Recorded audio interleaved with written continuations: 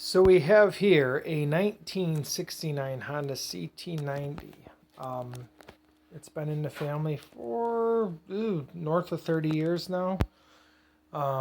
It's done thousands of miles through the woods with at least my mom and 3 siblings on it. But at most, rather, I should say. At least one person at most would have 4 on there at a time. They were not big humans. They are big humans now, but not then. The speedometer hasn't worked in who knows how long, so it stopped at 5,700 miles, but it's definitely way more than that. It's actually fairly clean for the age. Not much, I mean, we can get closer on the wheels, but not much rust or pitting in the chrome. The cases are fairly good. They're not horribly tarnished. The rear rack's in pretty good shape. The chrome's solid. The tail light is missing everything. I don't know. Probably got bumped around in the barn or the basement at some point. I do have a busted rear hub. Luckily, I have a few spare wheels that'll get swapped out. Some wiring fun here. At some point in time, I remember the key being lost or something else wasn't working. I don't remember all the details. We were going back 25 years there, you know. It's hard to remember, but we used to twist the wires together to start the bike. That might have been something to do without having a battery. Headlight bucket's broken. Probably the same thing as the back of the bike. Headlight probably doesn't work. Got a new one coming in the mail. The original exhaust is pretty lousy, I think is the technical word. There's some chrome ones that exist aftermarket. I opted for a all black Honda one that should work. It should do the trick. Everything else seems to be in pretty good shape. I got the cover for the center. The air cleaner cover is intact mostly. I have one mounting tab broken.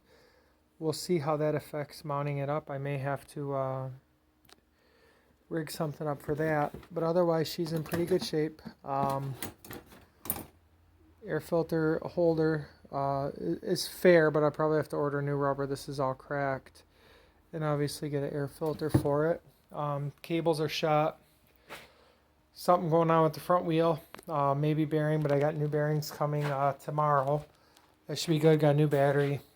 Honda carb kit will go in it. I do not know if the high-low transmission works. I don't ever remember utilizing it. Oh, see? Low-high. I mean, the selector works. I just don't know if the transmission itself works. The bike does kick over. It does have compression. I see the front wheel was mounted improperly, front tire. It's already almost 10 years old. It's brand new. It's never actually been used. At some point, my grandfather put the tire on, and then that was as far as he got with working on this bike. Sadly, before the Alzheimer's kicked in. My father wanted the bike redone, but then sadly on that, he passed away. So we're going to kind of do a little bit of, it definitely ain't going to get restored.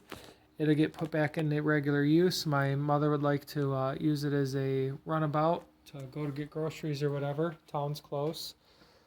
It will get turn signals added to make it street legal. Mounting holes for turn signals. Mounts are here and there.